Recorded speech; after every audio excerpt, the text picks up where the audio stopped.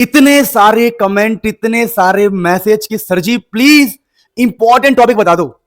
Preparation चल रही है लेकिन मैं इंपॉर्टेंट टॉपिक्स को बढ़िया से कवर करना चाहता हूं, तो आपके लिए ये वीडियो है। देखिए, मैं मानता हूं कि आप मेहनत कर रहे होंगे, वीडियोस देख रहे होंगे, लेकिन सच बात है ये कि इंपॉर्टेंट टॉपिक को अच्छे से तैयार करने से फायदा तो होता है। तो अभी हम बात करते हैं सबसे पहले some basic concepts of chemistry, chapter 1।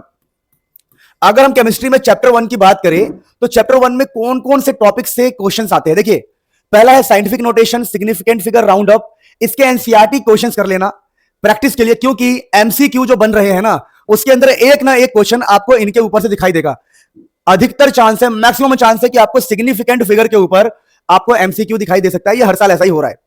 फिर लिमिटिंग रिएजेंट पे बहुत ज्यादा चांस है कि आपको न्यूमेरिकल दिखाई दे सकता है। अगर आपको चिंता है कि भैया ये सब हम कहां से करेंगे, तो चिंता मिटा दूंगा, आगे बताऊंगा आप कहां से कर सकते हो, बिल्कुल परफेक्ट, और एक भी क्वेश्चन आपका छूटेगा नहीं। तो अभी वेट करते हैं। इंपेरिकल फॉर्मूला और मॉलिक्यूलर फॉर्मूला भी बहुत ज्यादा इंपॉर्टेंट है। और कंसंट्रेशन टर्म्स में ना आपको बस बढ़िया से जो भी मोलैरिटी है इनको अच्छे से कर लेना प्लीज। अब मेरी बात सुनो, इनमें जो भी टॉपिक्स लिखे हैं प्लीज उन पर आपकी अच्छी कमांड होनी चाहिए। अगर मैं वैसे बोल दूं तो सबसे ज्यादा इंपॉर्टेंट ये दोनों होते हैं, इनके ऊपर क्वेश्चन आने का चांस होता ही है। फिर उसके बाद इंपॉर्टेंट होता है मोलैरिटी, मोलैरिटी, ऐसी बातें। लेकिन सबसे ज्यादा इंपॉर्टेंट होता है लिमिटिंग रिएजेंट और इंपेरिकल फॉर्मूला। तो ये आपके इंपॉर्टेंट टॉपिक है। कंसंट्रेशन टर्म्स भी प्लीज पढ़ लेना। अब मित्रों, अगर हम स्ट्रक्चर ऑफ एटम की बात करें दोस्तों, तो स्ट्रक्चर ऑफ एटम में हमारे पास ना जो इंपॉर्टेंट टॉपिक है, ध्यान दीजिए। प्लैंक्स की क्वांटम थ्योरी, प्लैंक्स की क्वांटम थ्योरी के बाद जब आप फोटोन के बारे में पढ़ लेंगे ना, तो इसके अंदर आपको डेफिनेशंस पढ़ने हैं। डेफिनेशंस, न्यूमेरिकल मत करना ज्यादा, डेफिनेशंस पढ़ने हैं। किसके पता है आपको? डेफिनेशंस पढ़ने हैं और फोटो इलेक्ट्रिक इफेक्ट के। फोटो इलेक्ट्रिक इफेक्ट कई बार देखा गया है, 1-2 नंबर में पूछ लेते हैं कि what is threshold frequency, what is work function. यानी इस वाले टॉपिक से आपको बस फोटो इलेक्ट्रिक इफेक्ट के डेफिनेशंस पढ़ने हैं।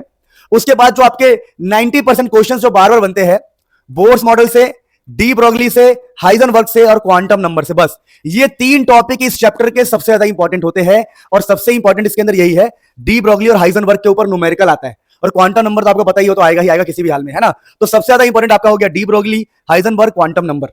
तो प्लीज गाइज, जितने भी टॉपिक लिखे हुए हैं प्लीज उसको बढ़िया से कर लेना किसी भी हाल में। न्यूमेरिकल्स डी ब्रोगली और हाइजेनबर्ग के ऊपर ही बनता है, ठीक है। बाकी अगर आपको ये जानना है कि सर हम कहां से करेंगे क्वेश्चंस को, कोई बढ़िया बताओ, तो मैं आपको लास्ट में बताऊंगा कहां से आपको पढ़ना है, बस ध्यान से देखते रहो।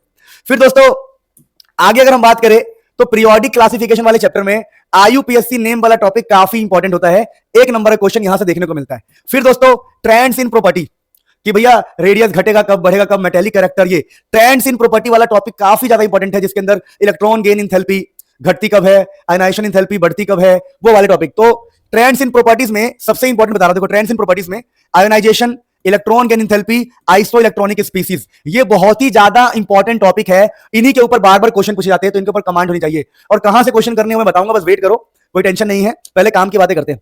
आगे दोस्तों हमारे पास जो टॉपिक है वो है केमिकल बॉन्डिंग। ध्यान देना, केमिकल बॉन्डिंग। अब आपको सोचना है कि भाई केमिकल बॉन्डिंग की बात करते हैं, तो दोस्तों अगर हम केमिकल बॉन्डिंग की बात करें मित्रों, तो केमिकल बॉन्डिंग में ना लुईस स्ट्रक्चर के ऊपर रेजोनेंस वाला कई बार पूछा गया है। लुईस स्ट्रक्चर रेजोनेंस वाला, जैसे क्वेश्चन मैंने करवाया भी है और अपलोड भी किया हुआ है, मैं बता दूंगा कहां से करना है, रुक जाओ। फॉर्मल चार्ज के ऊपर बहुत बार क्वेश्चन पूछा गया है। डाइपोल मूवमेंट के ऊपर क्वेश्चन आता ही आता है। वीबीडी से क्वेश्चन आता है, झूठ को बोलूं। वेस्पर थ्योरी से क्वेश्चन आता है, झूठ की बोलूं। एमओटी, ये एमओआर नहीं है, एमओटी, एमओटी से क्वेश्चन आता है। अब कहां से क्वेश्चन करने हैं वो सब बताऊंगा, बस वेट करो। फिर आगे हमने क्या लिया है दोस्तों, आगे हमने लिया है रिडॉक्स। देखिए आगे हमने लिया है रिडॉक्स। तो रिडॉक्स में जो क्वेश्चन आता है, finding oxidation number and balancing of redox, बस 2 जगह से क्वेश्चन आता है। अब दोस्तों अगर हम फर्स्ट बुक की बात करें तो हमारे पास है थर्मोडायनेमिक्स। तो अभी मैं थर्मोडायनेमिक्स की बात करता हूं, थर्मोडायनेमिक्स। और दूसरा चैप्टर हमारे पास है इक्विलिब्रियम। ध्यान दीजिएगा, थर्मोडायनेमिक्स और इक्विलिब्रियम की हम बात करें। देखिए थर्मोडायनेमिक्स ऐसा चैप्टर है जिसके अंदर आपसे बेसिक न्यूमेरिकल्स पूछे जाते हैं। ये कह सकते हो कि थोड़ा सा न्यूमेरिकल वाला चैप्टर है। और थर्मोडायनेमिक्स में जो इंपॉर्टेंट क्वेश्चन होता है वो होता है इंथैल्पी, जो टॉपिक बता रहा हूं मैं जिसमें न्यूमेरिकल बनता है, इंथैल्पी ऑफ फॉर्मेशन, ठीक है। और कैलोरीमेट्री वाले क्वेश्चन, बाकी तो इसके अंदर ज्यादा कुछ इंपॉर्टेंट नहीं होता। एक होता है आपका एक्सटेंसिव एंड इंटेंसिव प्रॉपर्टी वाला टॉपिक, मैं आपको बता रहा हूं जिसके ऊपर क्वेश्चन पूछे जाते हैं, ठीक है ना। और एक आपका होता है, मैं आपको बता रहा हूं, ध्यान देना प्लीज। बोन हेवर साइकिल, बोन हेवर साइकिल, ठीक है। देखो मैं बता रहा हूं, क्लियरली बता रहा हूं। इस चैप्टर से आमतौर पर थोड़े बहुत डेफिनेशन और न्यूमेरिकल्स पूछे जाते हैं। न्यूमेरिकल्स आमतौर पे आपसे इंथैल्पी ऑफ फॉर्मेशन के ऊपर न्यूमेरिकल आता है, ठीक है। और फिर बेसिक न्यूमेरिकल्स तो आपको पता ही है, वो सब तो आता ही है, एंट्रोपी इन सबको लेके बेसिक न्यूमेरिकल्स। लेकिन जो मोटे मोटे टॉपिक है जहां से क्वेश्चन तुरंत तुरंत फंसते हो, ये है आपका इंथैल्पी ऑफ फॉर्मेशन, कैलोरीमेट्री से क्वेश्चन फंसता है। देखो इस चैप्टर की थ्योरी बड़ी आसान है, इस चैप्टर के न्यूमेरिकल टफ होते हैं, इसलिए मैं न्यूमेरिकल्स वाले टॉपिक की बता रहा हूं आपको। तो एक्सटेंसिव और इंटेंसिव प्रॉपर्टी पे थ्योरी आती है कई बार, फिर बोन हेवर साइकिल डायरेक्टली कई बार पूछते हैं। तो इस वाले चैप्टर में मतलब थर्मोडायनिक्स में प्रिडिक्शन बड़ा आसान हो जाता है, क्योंकि हर साल हम देखते हैं कि एंथैल्पी ऑफ फॉर्मेशन पे क्वेश्चन आ गया है या कैलोरीमेट्री पे क्वेश्चन आ गया है, ठीक है ना। तो ऐसे ही चलता रहता है, या फिर कई बार होता है कि डेरिवेशन ही आ गई, बोल दिया भैया मेयर्स फॉर्मूला बताओ, जो कि फिजिक्स में है बेसिकली, ये फिजिक्स में भी है। मेयर्स फॉर्मूला ड्राइव करो, या आपके बेसिक न्यूमेरिकल इस पर जाता है, डेल्टा एच वाले पे delta H is equal to delta U, है ना, प्लस डेल्टा एनजीआरटी, इन पे बेसिक न्यूमेरिकल आ जाएंगे। मेरी बात समझे। तो थ्योरेटिकली ये सब चीजें पूछी जाती है।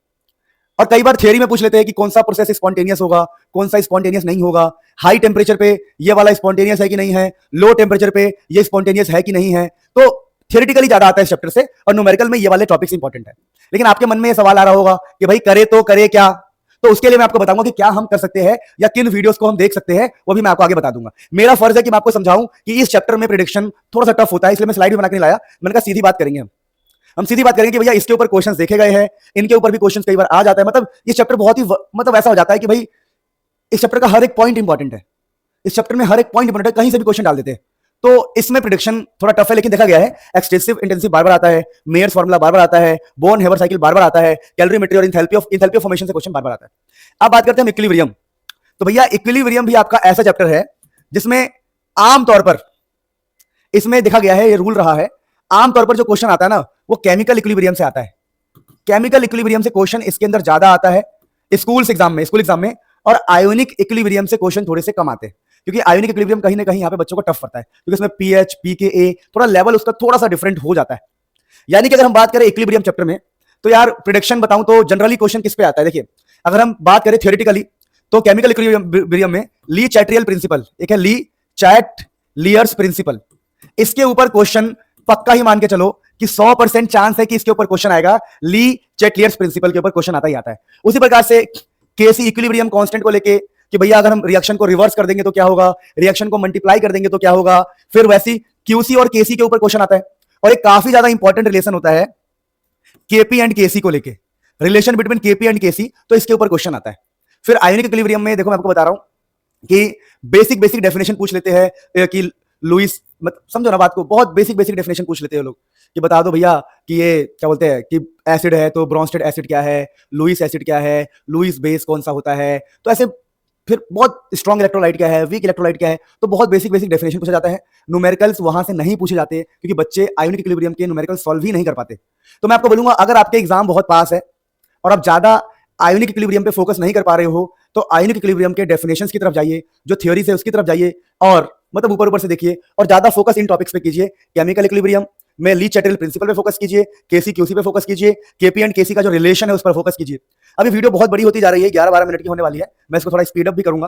तो अगला अगर आपको बुक 2 चाहिए कि ऑर्गेनिक में हाइड्रोकार्बन में कौन से टॉपिक पे हम ज्यादा फोकस करें, तो प्लीज कमेंट कीजिए, और आपको क्या चाहिए वीडियो कमेंट कीजिए। मिलते हैं नेक्स्ट में, आपका खूब भला हो, बहुत सारा प्यार। तो मैं ये बता रहा हूँ कि कौन से इनको कैसे कवर करोगे आप।